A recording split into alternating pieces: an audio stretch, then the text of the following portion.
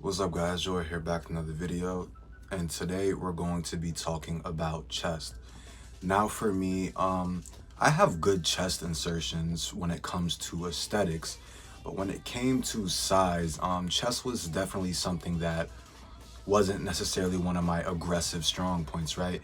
There would come like time to time where people would tell me, hey, your chest need work, or like your torso in general is just not as impressive as your arms. And this is normal, right? Everybody has their genetic weak points and strong points. But I honestly wanted to improve upon this. So over like a year or two, I kind of experimented with my chest training, and I generally found what helped me to grow my chest a lot. I'm pretty knowledgeable when it comes to hitting chest. I've put a lot of research and work into hitting my chest, and I love hitting it. So if you guys need help with your chest, just stay tuned. First things first, when it comes to chest, where you're gonna get the most bang for your buck is having a developed upper chest. That shelf look is what creates the aesthetic look, and it overall just gives a more impressive chest. Let's take a hypothetical situation, right? You have one person who biases their lower to mid chest for 1 year, and you have another person who biases their upper chest for 1 year. They both do it right, train intensely, correct form, eat properly, everything else is the same. The guy who did bias his upper chest, he may not have gained more total muscle, but he's going to have a more full, superior looking type of chest. Is going to end up looking more dense and just superior in quality. To do that, you pretty much want your incline movements. Now, your first incline movement, there's a lot of ways to go about it. For me personally, I kind of like a heavy hitter kind of incline movement, right? I'm gonna do a barbell incline bench, right, where you optimize the form. Or you wanna do a dumbbell incline bench. It is up to you. What I have found to be the best is a dumbbell incline bench. And the reason being is because you're not locked by the barbell stopping at your rib cage. You can actually abuse the range of motion and go lower. I think most people say, oh, the dumbbells are more optimal when it comes to like bench press and whatnot, but they don't actually use the dumbbells the way that they're like supposed to really get the most out of your chest. I find that when you do your dumbbell bench presses, right, and it doesn't have to be on all your sets. Maybe this can be on your last set when you're too fatigued to do a heavy weight, right? But you drop the weight and you don't stop at your chest like you normally would. You kind of fly it out a little more and go a little deeper, and that extra stretch really does help you feel something different in your chest, like it's a whole new type of soreness. And it's not just soreness. Honestly made the most progress in my chest when I was doing this training. But overall, that doesn't need to be the basis of your training, right? Just a dumbbell incline bench press, I think, is a lot better than a typical barbell bench press. Also because it's a lot easier on your joints. When I was barbell benching a lot, I would tend to get a lot of wrist problems. But when I switched over to the dumbbell bench, I did not get a lot of wrist problems. And just this safety, this ability to really train it hard without having to worry about injuries does go a long way when it comes to building muscle. So I think a good first exercise is an incline dumbbell bench press. Whether you want to do it kind of heavy power building style for like 3 sets of 6, or you want to do it hypertrophy style, right? Or 3 sets of 8 to 12, right? Or you want to kind of mix. You want to do 1 heavy set and 2 lighter sets, or 2 heavy sets, 1 light set. That's my personal approach. I kind of like to mix rep ranges. But regardless, you want 3 intense sets where you're near failure with a dumbbell incline bench press with good form, getting a solid stretch as well as a very intense contraction, and you will see growth in your pecs over time. This is going to be our main compound lift for chest that we're going to use to really track and get stronger over time. Our next exercise is a machine incline press, right? You could honestly just start with the barbell and then go to the dumbbell, but I found that that could be a little intense, a little harsh on the joints. So I think it's safe for you to find some type of machine pec variation that does allow you to bias the upper pec, pretty much an incline machine chest press, and perform that. Second, if you are going to do the incline dumbbell bench, it's going to be a lot more exhausting and just a lot more intense on your body than the machine press. So it's better that we put this second and you have that first. Additionally, the dumbbell incline bench press is more of a brute strength movement, hence why we're using it to really track our progress. But yeah, on this exercise, something I recommend you doing is kind of performing anywhere from a 1 to 3 second very controlled tight negative, pausing and then exploding, and as you explode, contract as hard as possible. With this exercise, you can use like heavy weight, but the main focus that I really want to nail in the coffin here is getting a very good stretch as well as a very good contraction. Now, most muscles follow the same general principles, but I found some muscles react differently to certain things. Like, there are studies to show that your lats don't really benefit as much from stretch-mediated hypertrophy. Chest, on the other hand, backed by research as well as my own personal anecdotal evidence, really does benefit a lot from your stretch as well as the contraction. It feels like your chest is exploding. So with this exercise, we're gonna throw the ego out the door and focus mainly on the form. You can perform this from anywhere from like 6 to 15 reps. I think 8 to 15 is best, but if you, like I said, you want to train with a little bit of a power building style, like I do, starting at 6 reps and sticking with it until you can progress to, let's say, something like 10 reps. That works too. And now we're not going to completely neglect our lower to mid pec. We're gonna do a seated chest fly, right? You can perform this with a cable, or you can just perform this on the regular pec deck machine.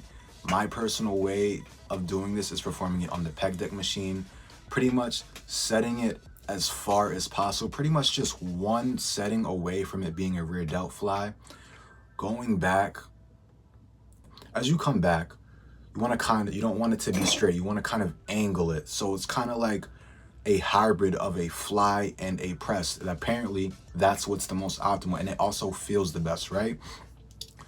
And as you come out, you're going to straighten your arms, and that will allow you to get a good contraction.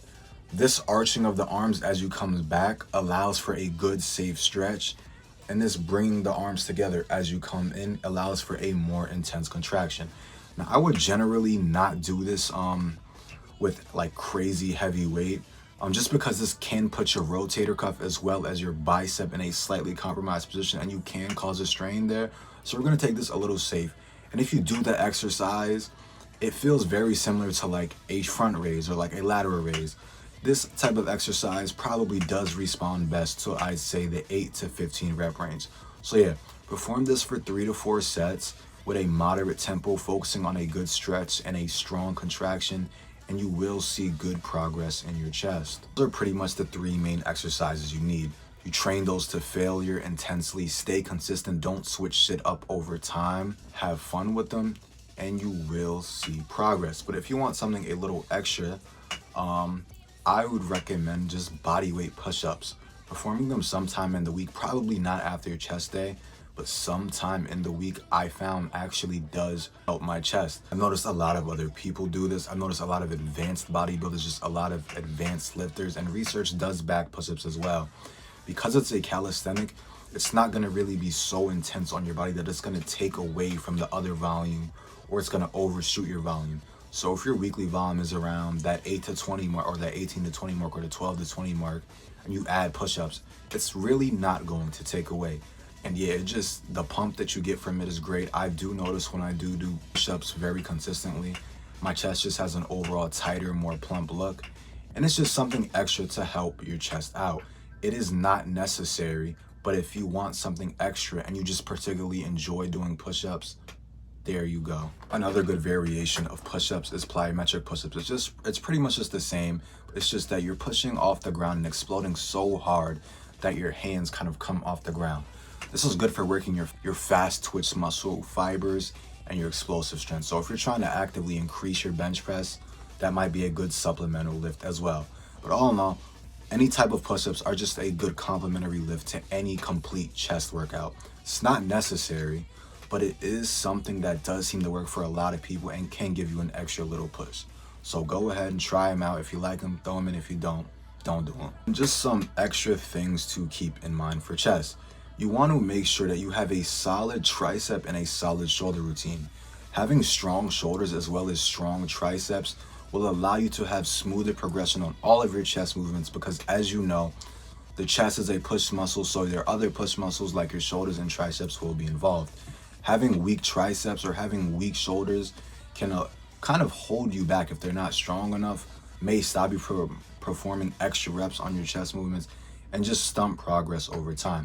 So ensuring that you have strong triceps as well as strong shoulders, specifically your front delt, will help you progress. It's just a good foundation for your chest to progress off of. So yeah, make sure those are conditioned and strong. Now to quickly recap your big chest movements. So typically something like a barbell bench press or an incline dumbbell bench press for 3 sets. You can do this a power builder style or a bodybuilder style or mix the two, but 3 sets to failure, progress it, stay consistent over time. That's your first exercise. Your next exercise is going to be some type of machine press, whether you want to do it flat, converging, or something like that, or like a cable. That works. I recommend that it's another incline movement, because remember, your upper chest is the most aesthetic portion of your chest and it will give you the most bang for your buck.